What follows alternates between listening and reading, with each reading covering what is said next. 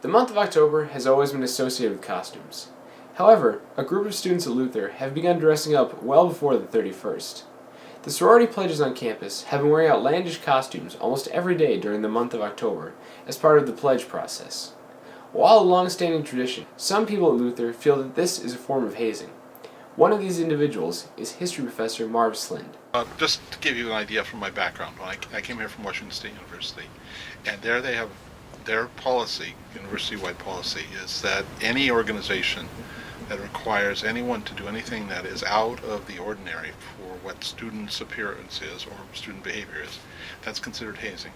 And then I see these young women primarily. There's some male things going on, but primarily the women. And for the entire month of October, their faces painted up, wearing goofy attire. And it really came home to me the first year I was here, because I had a young woman who was sitting there who came into class, and she had 2 snow cone cups on, like on the outside of a bra.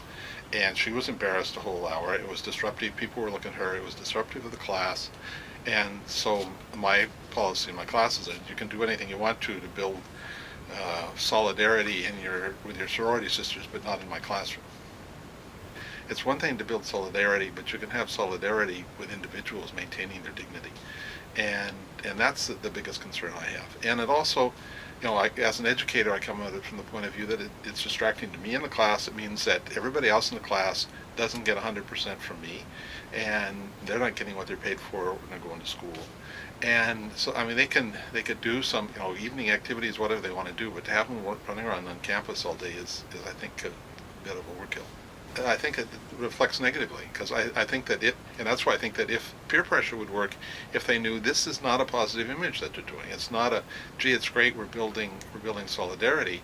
It's, gee, we're doing something that isn't part of a fulfilling educational experience. And there are benefits that they can do. They do a lot of things like with service and other activities, and also just fellowship and friendships that can last a lifetime. And those are all positive things.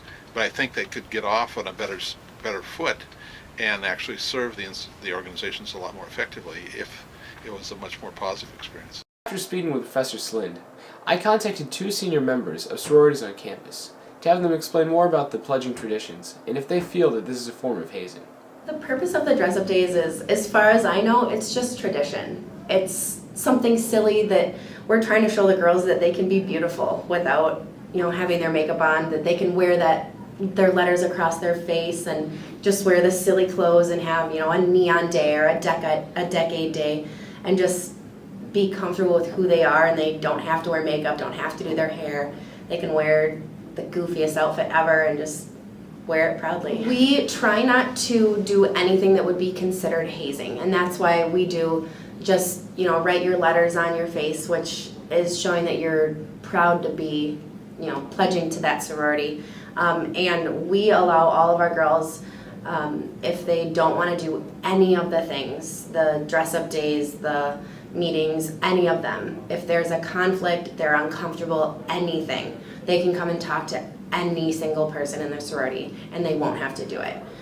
I think that the common misconception is that we're here to be a clique or to haze girls, or that we only want a certain kind of people in our group. I think we provide a place for girls to find a sisterhood, to feel, especially girls who aren't in sports. It's something that they find a common place with a lot of other girls. I think absolutely sometimes girls don't want to go through the pledging, which is why they don't end up joining where they might have otherwise liked to. We have a group of girls who care a lot about this sorority. We went through a lot to be a part of it, and so we continue those traditions. I think if we let everyone in, they may not feel the same passion about it that we do. So I think part of our reason for being on campus as long as we have is that people do have to work for it. So you appreciate it that much more when you are activated. When people think that our pledging is hazing, I do get offended, especially as the pledge trainer, because I am in charge of the pledging. I do think that you could argue, depending on what your version of hazing is or your definition of hazing.